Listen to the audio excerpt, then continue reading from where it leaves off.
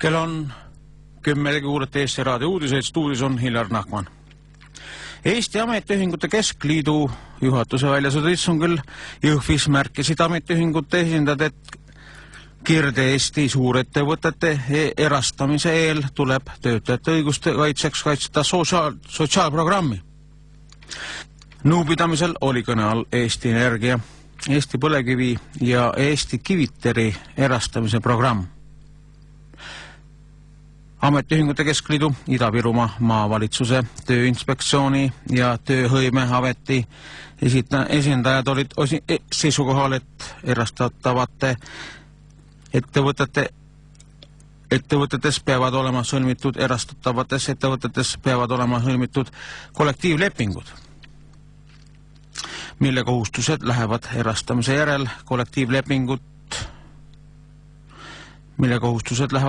järel uuele omanikule, ütles, ja töötajate sotsiaaltagatiste osas peavad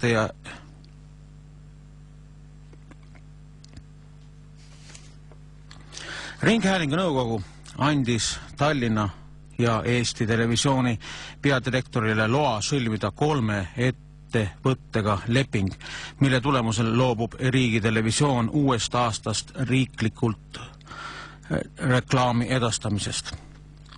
ETV peadirektor Toomas Lepp kirjutab lepingule 3 eratelevisiooni kanaliga alla tõenäoliselt esmaspäeval.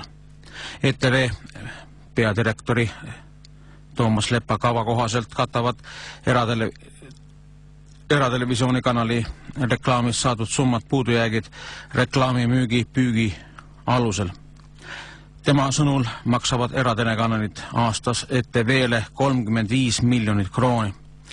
Selline summa tuleb reklaamist, ütles reklaami kohta Lepp varem. Rumma sõnul on tähtsaim reklaam kaotamise suur tulus korrastamine, et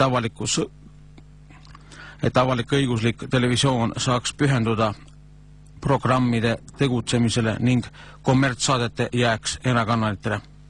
Esmaspäeval kavatseb Ringhäälingu nõukogu läbi viia ka TV selle aasta eelarve senise täitmise ja võtab seisukoha sellest lahkuvatele küsimustele ning töötajatele makstavate kompensatsioonide suhtes.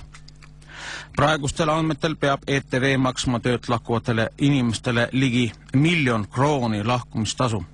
ETV peab välja maksma ligi 11 inimesele 5–12 kuu tasu.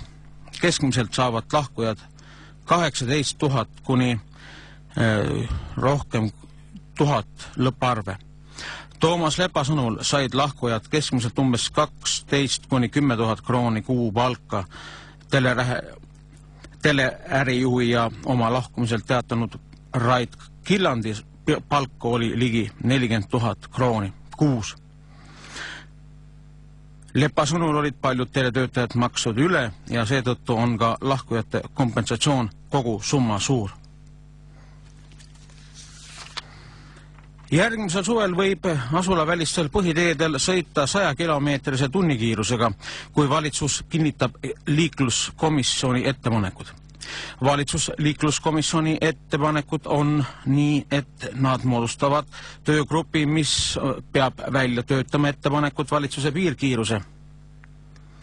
Ja see on kuni 1. maist kuni 31. augustini 100 kilomeetrit tunnis.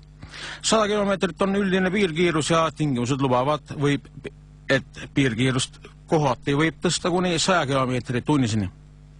Liikluskomisjon arutas ka valitsuse määrus eelnõud, mis on liiklusseaduse täiendusena lubaks mootorsõidukeid juhtida kuni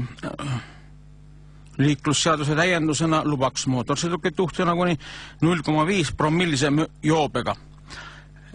Bussijuhtidele ja juhtidele staažiga alla 2 aasta jääks piirnormiks 0,2 promilli. Rumvoldi sõnul arutas liikluskomisjon veel raske veokite liikluse piiramist nädalavahetusel alates järgmise aasta suvest.